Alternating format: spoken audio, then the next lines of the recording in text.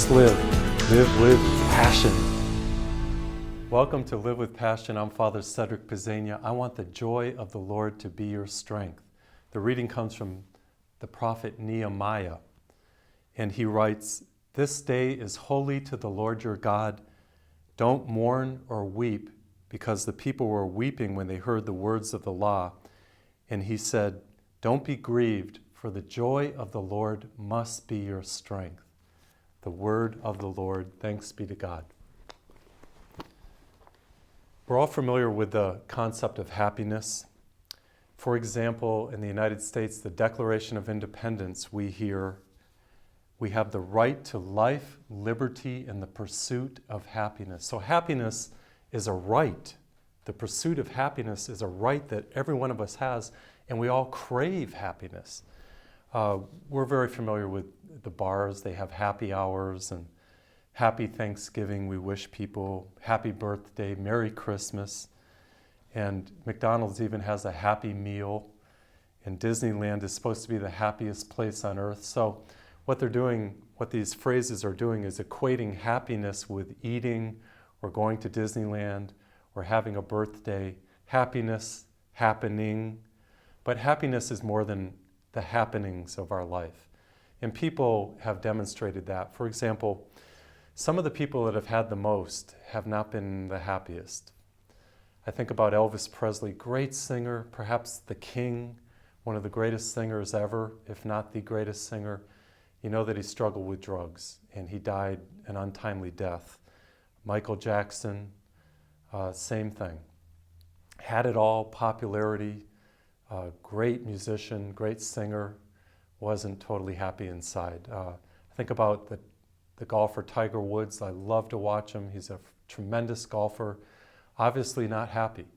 Committed adultery, went through that tremendous turmoil in his life. Sometimes the more that you have, the less happy that you are.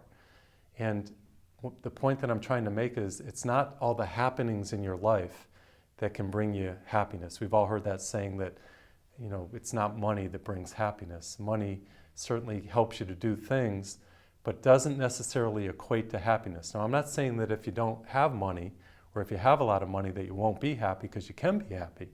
It's an attitude, but it's not necessarily connected to the happenings in your life. And this came home to me one time when I was on a cruise ship. I was a chaplain on a cruise ship, and chaplain to Alaska. And I mean, I love nature. And we went to Alaska, and it was beautiful. There were whales and porpoises and eagles flying and glaciers, and I took an airplane ride and all these different wonderful things. All I had to do once a day is preside at Mass, and I had full guest status, had a wonderful time. It was one of the most beautiful experiences of my life. Well, one day, after I presided at Mass, I went back to my room, just had a little room. You know, on the cruise ships, you don't have a big room. And I'm the chaplain on board, the Catholic priest on board this cruise ship to Alaska. All of a sudden, I go back to my room and I hear a knock at my door, and I open the door, and in barges this man. He didn't even look at me, and this is what he said. He said, "I know you're the priest," and this is what he was doing. He's going back and forth. He goes, "I know you're the priest on board. I've seen you." And he said, "I'm not going to confession here. This isn't a confession. And I don't want to really go to confession, but I have to tell you this. I am in the midst of an adulterous relationship, and it's tearing me up, and it's really hurting me deep inside." Then he finally looked at me and he said, "Father, you don't know how lucky you are." And you could see the pain and the turmoil that he was going through. And then all of a sudden, I wanted to have him sit down and we could talk about it a little bit. All of a sudden, he just said, "That's all I wanted to say." Went out, door slammed, never saw him again on the cruise. If ever you should be happy, it would have been on this cruise to Alaska. As I said, whales and porpoises and eagles and the best food, great entertainment. You're on a cruise ship. And here was this man racked with torment, racked with guilt, racked with shame. He was all upset inside. See, somewhere down the line, he overstepped the boundaries. He committed adultery. He looked into his heart and he decided that he wasn't happy. He thought he could find happiness in another woman. The reason why we were given the 10 Commandments, by the way, and one of them is thou shalt not commit adultery, isn't so that God will put limits on our life. God's not trying to control us. He's not trying to put boundaries on our life. He gave us those commandments to make us happy. You see, it's kind of like going through a minefield in life. And one of the mines is adultery. And if you step on that mine, it's going to blow up. Every time you commit adultery, every situation, any person, nobody's exempt from this. You will get burnt. You will get hurt. And it will blow up in your face. That's why God gives us that commandment. You shall not commit adultery. You shall not steal. Honor your parents. Love the Lord your God. You know, all these commandments are given to us to make us happy, not to impose limits upon us. So if you follow the commandments, really, you ought to be happy. So here's this man racked with misery, racked with torment, in the midst of a place where he should have been happy. And that taught me such a valuable lesson. It taught me that, Cedric, you know, first of all, the way that I'm going with priesthood is the correct way for me, and to avoid all the pitfalls, avoid all the minefields, and it's not necessarily the happenings of your life that make you happy. It's not when you have the best car, or the biggest TV, or the happy meal, or a happy hour, or going to Disneyland, or going on vacation. You can go on a vacation and be miserable. See, happiness is an attitude. So I want to tell you that in my own life, ironically, it was my own search for happiness that brought me to God. See, within us, we all have this inner homing device that leads us back to God. I talk about it in another program as being a hunger, a thirst. Well, part of that hunger and thirst, and we all have it, is the pursuit of happiness. Our founding fathers, our founding ancestors had it correct. We all have a right to happiness. Deep within our hearts, we're all searching for happiness. And it was my search for happiness that led me to God. Because I was pursuing happiness in happenings, and I wasn't finding it. In dating and partying and drugs and alcohol and all those different things.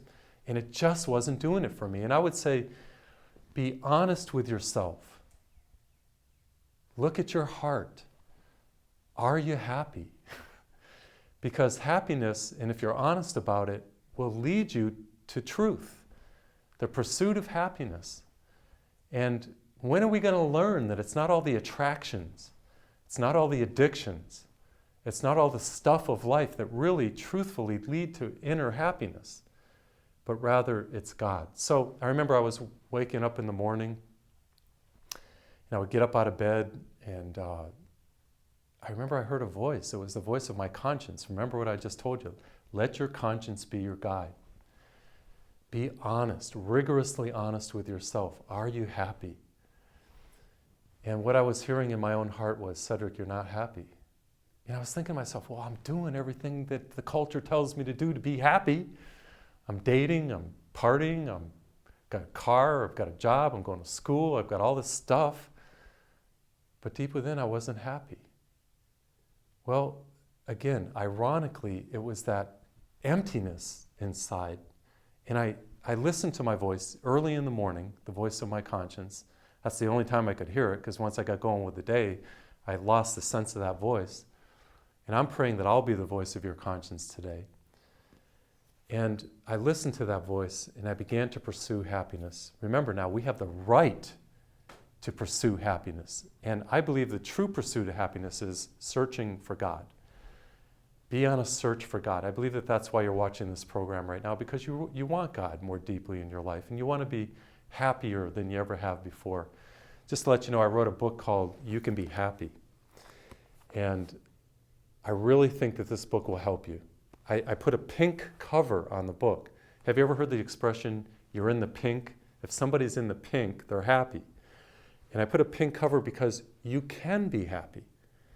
When I talk about happiness, I want you to know that you won't be the life of the party.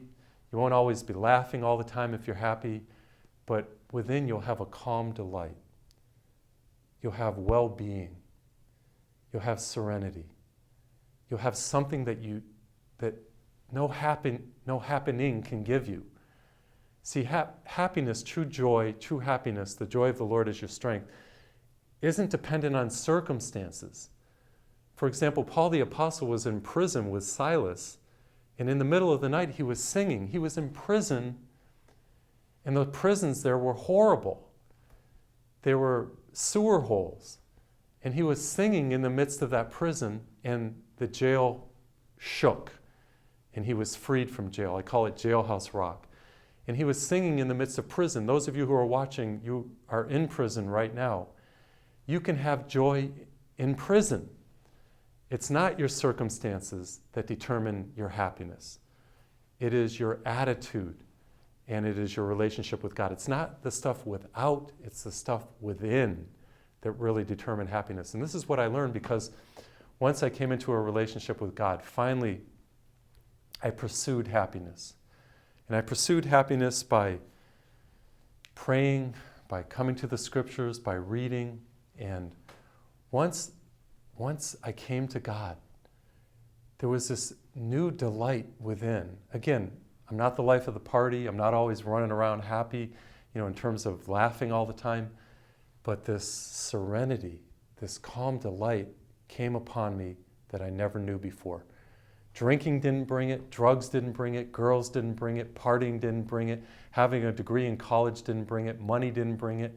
The only thing that brought that serenity and that happiness was God. And that's what we just had in that reading. The joy of the Lord will be your strength. And what is the joy of the Lord? The joy of the Lord is knowing that you're loved by God.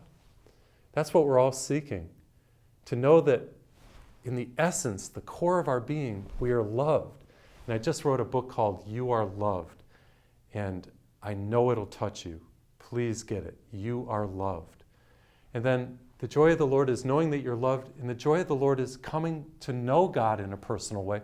The joy of the Lord is knowing that you're on the way to heaven. The joy of the Lord is having meaning and purpose in your life. And the joy of the Lord is having a relationship with the Holy Spirit. Oh, I never knew any of this before. And this is something that no circumstance can give you and no circumstance can take away from you. It's within. The kingdom of God is within, Jesus said. And so happiness and joy is our right. The pursuit of it is our right, and it's not dependent on things. When are we going to learn that? I remember one time when I was struggling and not really sure where joy was, I was watching a Billy Graham program. I was searching the pursuit of happiness. And there was a woman on that program. It was right before Dr. Graham preached. And she had the best smile and the whitest teeth. And she was talking about a personal relationship with Jesus. And you could see the joy radiating from her. And I was like, that's what I want. You see, joy is attractive.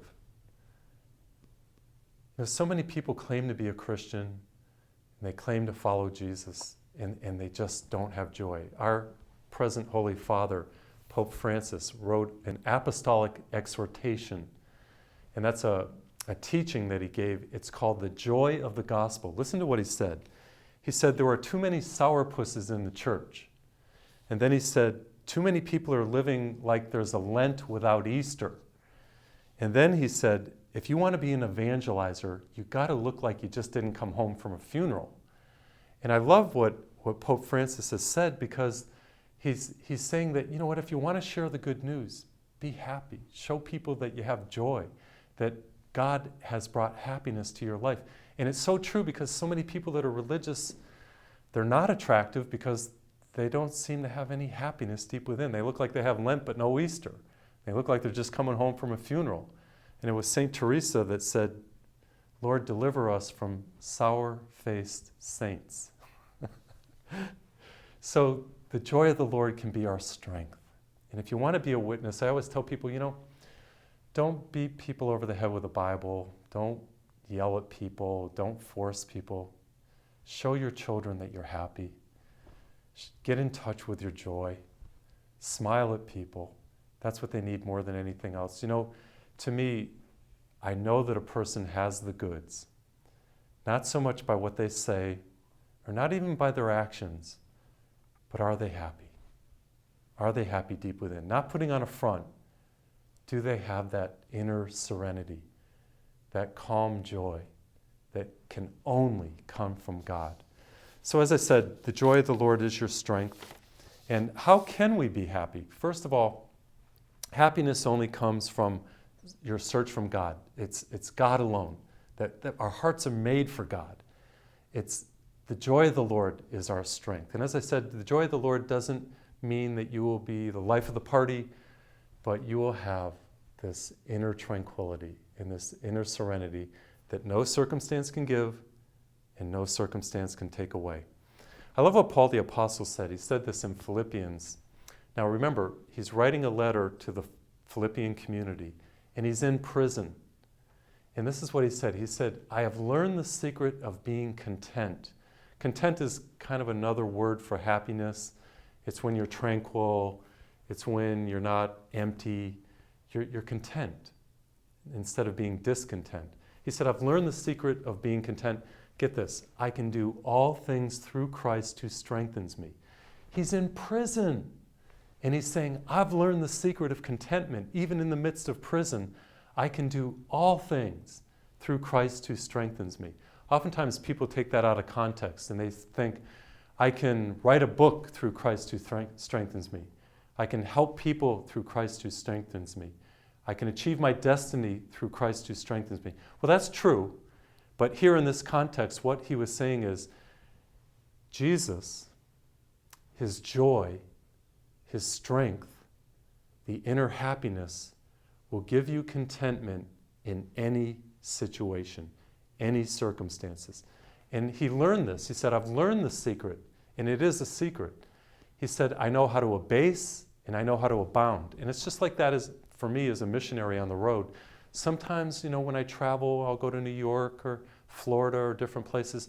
I go into a rectory that has like the best room and a TV, a big bathroom. It's very quiet. It's not near the road. I have a great bed, computer access and everything. I abound. Other times I go, it's a noisy place. It's very small. The food's not good. The bed's hard. I barely have anything. And I abase. And I've learned the secret of contentment, that I can do all things through Christ who strengthens me. There's an inner strength, an inner power, an inner joy to handle whatever circumstance comes your way. Circumstances don't necessarily give you this. God gives this to you. Remember, the joy of the Lord will be your strength. I learned a lot about contentment from my own dad. My dad was a carpenter, and I bear his name, Cedric Jr. And it's interesting, my dad had this van. It was an old Dodge van. My dad was a very successful carpenter. He was great with his hands. He'd handyman, he built houses and garages and breezeways and all these different things. He was a craftsman is what I'm trying to say. So, he made pretty good money. He was self-employed. But he had this old van, this old Dodge van, he put all his tools and everything in it. And one day I went up to him and I said, Dad, I go, you make pretty good money. Why do you have this old van? This thing is a piece of junk. Why don't you get something new? Why don't you get something that's really good? And he said, I'm happy with what I have. Why get something new? I'm happy with this. It serves the purpose. And I thought about it, and he's right. You don't necessarily have to have a Mercedes-Benz to be happy.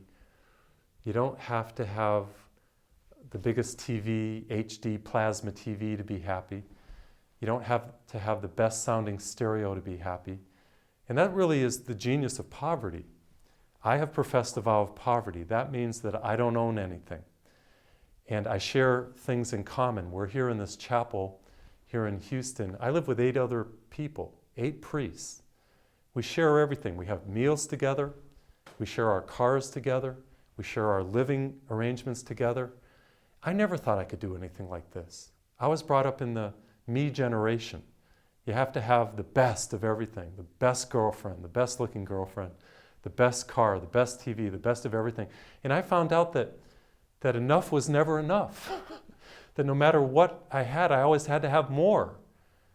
And then I learned that the secret of contentment is simplicity. Simplicity. Simplicity leads to contentment. Remember that song by the Rolling Stones, I Can't Get No Satisfaction? That's exactly how I used to feel. It seemed like the more I was trying to get, the less I had inside. But simplicity leads to contentment, and greed leads to need. So look within. Are you just grasping for things? The stuff of this world isn't going to do it for you. My dad taught me a big lesson about contentment. Paul the Apostle taught me a big lesson about contentment. Now, I'm not monetarily poor. I have food. I have a car that I can drive. I live in a place. So I live a pretty good lifestyle, but I don't own anything. And I share everything in common.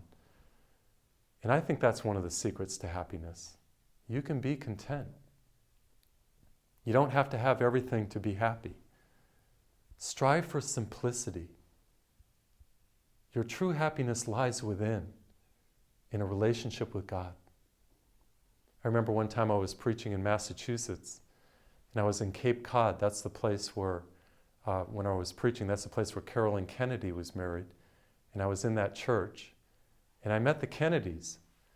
It was Eunice Shriver, her husband Sergeant Shriver. They invited me to their compound, to the Kennedy compound, and they wanted me to give the book, God's Not Boring. I wrote a book for young people, for teenagers, God's Not Boring. They had all kinds of teenagers in the family. They wanted me to share that book with them, which I did. I brought them over. And I met Eunice Shriver and Sergeant Shriver. I met Maria Shriver, Arnold Schwarzenegger, all these different Kennedy clan people there. And I got to know them a little bit, and it was really wonderful. I grew up in Massachusetts. They were kind of like our royalty. And while I was there, I noticed that they had a wonderful joy. Maria Shriver in particular came over and talked with me. And, here's this famous person, well known, and she sat there and listened to me as I shared about my life and about being on TV and about preaching and about writing and trying to reach out to people. Now, these are people who give. The Kennedys have given to people Special Olympics, Big Brother. Remember JFK, that was Eunice Shriver's brother, said, ask not what your country can do for you, ask what you can do for your country. They're used to giving to people, and they had a wonderful happiness about them. And that's exactly what I have found is one of the secrets to happiness. And I share it a lot in my book, You Can Be Happy, all kinds of different ways to be happy. Primarily God, contentment, not through stuff, but by inner contentment, and then by reaching out to people. You know what makes me the happiest? Certainly my relationship with God. But producing for TV, writing books, going out and preaching, hearing confessions, counseling. I really believe that you cannot be happy if you're selfish and if you're closed in on yourself. It's in giving that we receive, and it's in reaching out that we become happy. So look deep within your heart. Be honest with yourself. The pursuit of happiness is your right, but pursue it correctly. Most people pursue it by looking at the stuff, happenings, and thinking that they're going to be happy. Well, the song by the Rolling Stones is absolutely correct. I can't get no satisfaction. But yes, you can get satisfaction by looking within. It's God who brings happiness, a relationship with God, true happiness, and let your happiness meter deep within be your guide like it was me. And then find contentment, not through stuff per se, but through simplicity. You can be content. That's what John the Baptist told the soldiers. Be content with what you have. And then, of course, be a giver. Be a giver. Be generous. Help people. And you will find happiness that overflows in your life. So you can be happy. And I pray that your search for happiness, which is your right, will lead you to a deep relationship with the living God and a calm delight that no circumstance can give and no circumstance can take away. Don't just live with passion. Thank you so much for watching Live with Passion. I hope you were inspired by the program. That's what I'm all about as a Catholic priest. I want to encourage you. Most of all, I want to bring you to a saving relationship with Jesus Christ. I want you filled with the Holy Spirit. I want you reborn and having an on-fire prayer life. I get letters from different people. This letter comes from a man in Massachusetts, and he said, I used to go to the Catholic Church, but after graduating from public high school, I left the church. And although I remained a Christian, I wasn't a very good Catholic. One day I found your program, Live with Passion, Father Cedric, and I was so inspired by it that I've come back to church. And you've played such an important role in my return that I want to increase my monthly donation to a certain amount. And I have to support my own church, but I want to support you, Father Cedric, because your books and your DVDs are so inspiring. Thank you for this man, and thank you for all of you who have been my partners. I want to invite you, those of you who are not my partners, to consider being a partner with my ministry. Just simply call the number or write me. We'll send you an envelope, just one envelope, no obligation. And once you make a donation, designate what book you want. We'll send you a handsome prayer card, and know that you're donating to help me to reach out around the world with the gospel. So you can also buy my resources, any of my DVDs and my CDs. That will support me also. But thank you to those of you who are my partners, like this man, and thank you for those of you who are praying about it, because I know God will touch you as you become a partner with me. Please listen to my announcer. She'll give you more information. Don't just live with passion. Father Cedric is reaching out to people in homes, hospitals, hotels, and prisons through television. People everywhere are being touched and inspired. You can support his evangelistic outreach when you invest in his spiritual resources. Father has written 18 books, and if you purchase them all, you will receive a 50% discount. Also, consider purchasing the CD or DVD of this program. Simply ask for the series shown on the screen. Call 1-844-FATHER-C. This number's for orders only. Also, you can order online by visiting www.frcedric.org. Explore Father's website, where you will find free resources to help you in your spiritual journey. Thank you for supporting Father Cedric's ministry. Don't just live, live with passion.